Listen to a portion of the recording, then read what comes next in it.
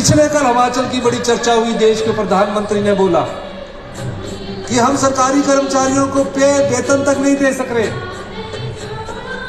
हिंदुस्तान में हिमाचल प्रदेश ऐसा पहला राज्य होगा, हिंदुस्तान में हिमाचल प्रदेश पहला ऐसा राज्य होगा जहां एक महीने में 2 पे दी गई है, 2 वेतन दिए गए हैं। पहली को भी दिया और 28 तारीख को भी दिया। फिर झूठ क्यों बोल रहे हैं? झूठ बोलना इनकी आदत हो गई है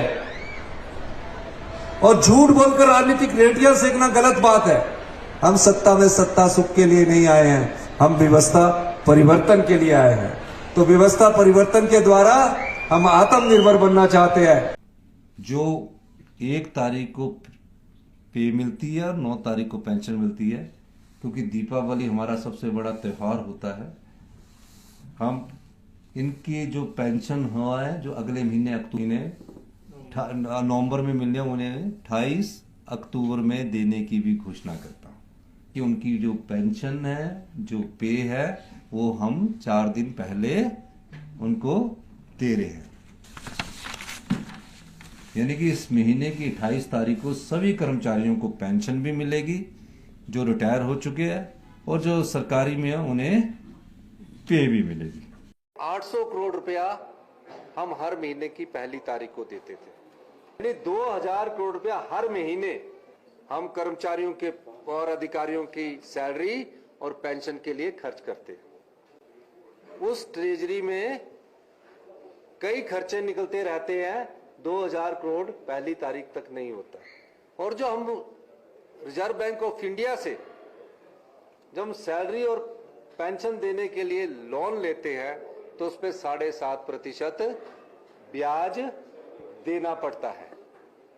और जो हमें केंद्र सरकार से शेयर आता है तो 6 तारीख को हमारे को आरडीजी आती है और 10 तारीख को शेयर इन सेंट्रल टैक्सेस आता है, वो आता है 10 तारीख को। तो 5 दिन का जो इंटरेस्ट हमें लोन के रूप में हम सैलरी और पेंशन देने के लिए करते हैं, वो बनता है 3 करोड़ रुपए। सरकारी कर्मचारी और पेंशनों के देने के लिए लोन उठाकर देते हैं, तो उस व्यवस्था को सुचारू करने के लिए ये फिस्कल डिसिप्लिन की बहुत जरूरत थी। हकीकत है कि सत्ता को हासिल करने के लिए कांग्रेस को एक आदत सी पड़ गई, झूठ बोल करके, झूठी गारंटियां दे करके किसी तरह से कुर्सी हासिल करना, सत्ता हासिल करना। और इसमें पूरे देश के सामने आज हिमाचल चर्चा का विषय क्यों बना है?